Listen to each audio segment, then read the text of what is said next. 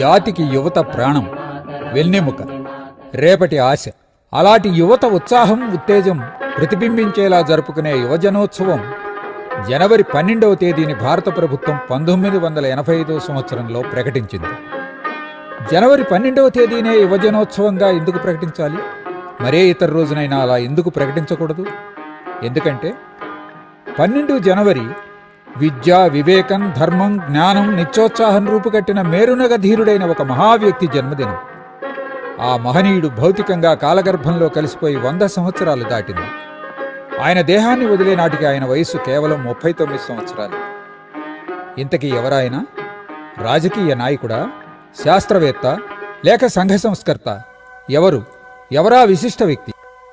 ఆ మహనీయుని గురించి తొలి భారత ప్రధాని శ్రీ జవహర్లాల్ నెహ్రూ స్వాతంత్రోద్యమంలో తరతరాలుగా మా వంటి నాయకులెందరిపైనో వివేకానంద స్వామి ప్రభావం ఉంది అన్నారు. మరో స్వాతంత్ర సంగ్రామోద్యమ నాయకులు శ్రీ సుభాష్ చంద్రబోస్ ఆయన గురించి చాలా చిన్న వయసులోనే 1902వ సంవత్సరంలో ఆయన భౌతికంగా మనకు దూరమైన ఆయన మృతి తర్వాత కూడా జాతిపై ఆయన ముద్ర ఇప్పటికీ బలంగా ఉంది అంటారు. అది 1882.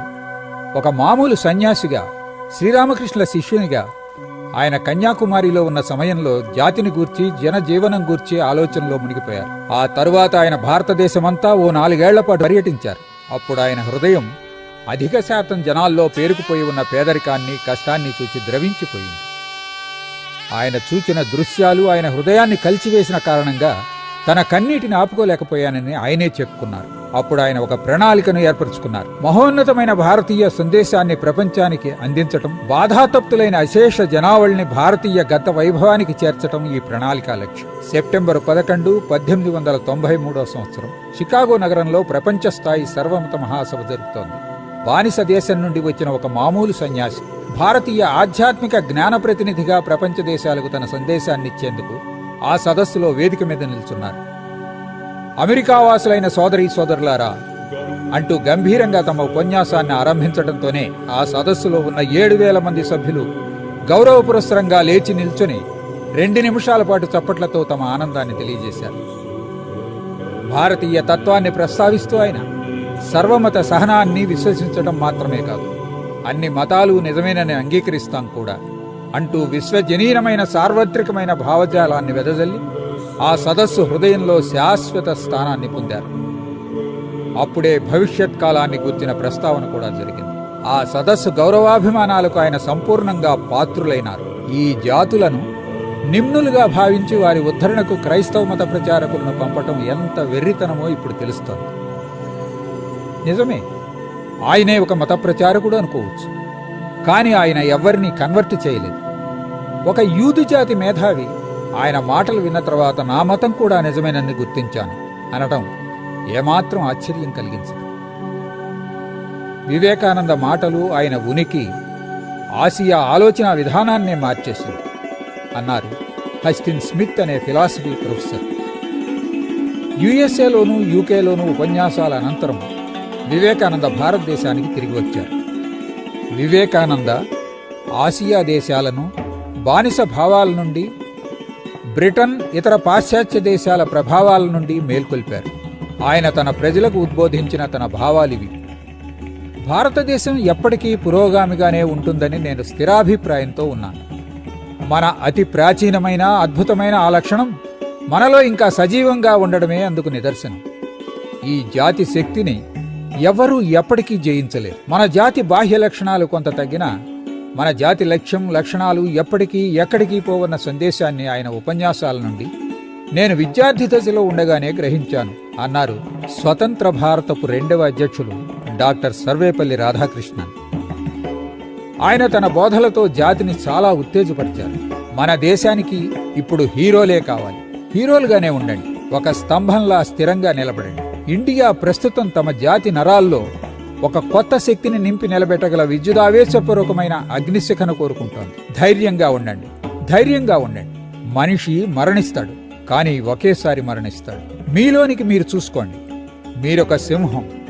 ఇదే వివేకానంద జాతికి చేయదలిచిన మంచి అన్నారు క్రిస్టఫర్ ఐజర్వుడ్ అనే ఆంగ్ల అమెరికన్ నవలా రచయిత. యువతకు శక్తి అంతా మీలోనే ఉంది. మీరేదైనా చెయ్యగలరు, దేన్నైనా సాధించగలరు. ఈ విషయాన్ని నమ్మండి. మీరు బలహీనులని ఎప్పుడూ అనుకోవద్దు. మీ 33 కోట్ల దేవతలపైన మీకు విశ్వాసం ఉన్నట్లే మీపై మీకు విశ్వాసం లేకపోతే మీకు పురోగతి లేదు అంటూ ఒక జగద్గురువై బోధించారు.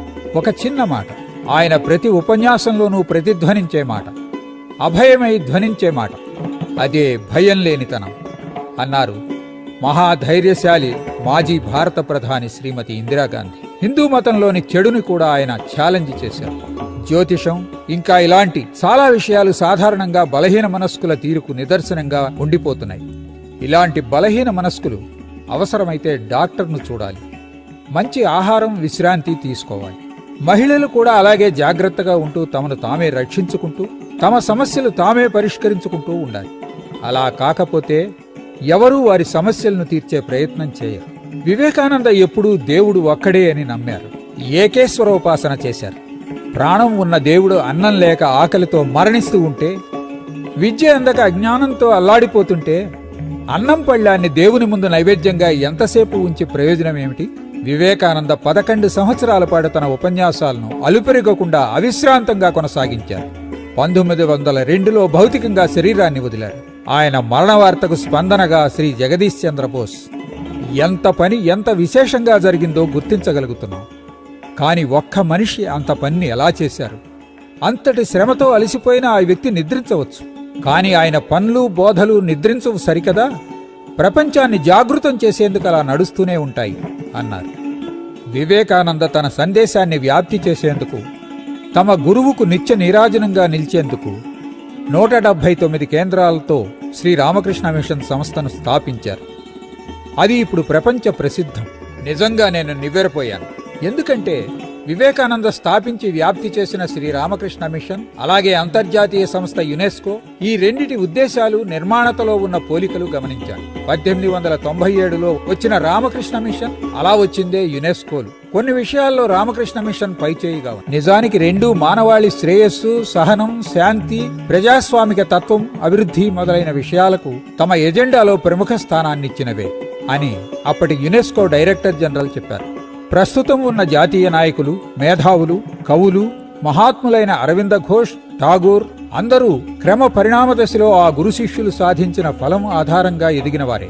ఈ విషయాన్ని అరబిందో, గాంధీజీ ప్రజాముఖంగా అంగీకరించారు అన్నారు సాహిత్యంలో నోబెల్ బహుమతి గ్రహీత రోమన్ రోలాండ్. వివేకానంద జీవిత సందేశాలను అధ్యయనం చేసిన తర్వాత నాకు నా దేశం పట్ల ఉన్న ప్రేమ 1000 రెట్లయింది. యువకులారా, ఇంత తెలిసాక వివేకానంద పుట్టి పెరిగి జీవించి మరణించిన ఈ ప్రదేశం నుండి తగినంత స్ఫూర్తిని ప్రేరణను తీసుకోకుండా వట్టి చేతులతో వెళ్ళకండి. 1921లో వివేకానంద జన్మదిన సమయంలో గాంధీజీ యువతనుద్దేశించి అన్న మాటలు ఇప్పుడు చెప్పండి. వివేకానంద అంటే ఎవరు? ఒక సన్యాస, దేశభక్తుడా, మానవతావాదా? ఈనాటి స్థితికి కూడా అవసరమైన వ్యక్తేనా? మీరే ఆలోచించండి, అర్థం చేసుకోండి.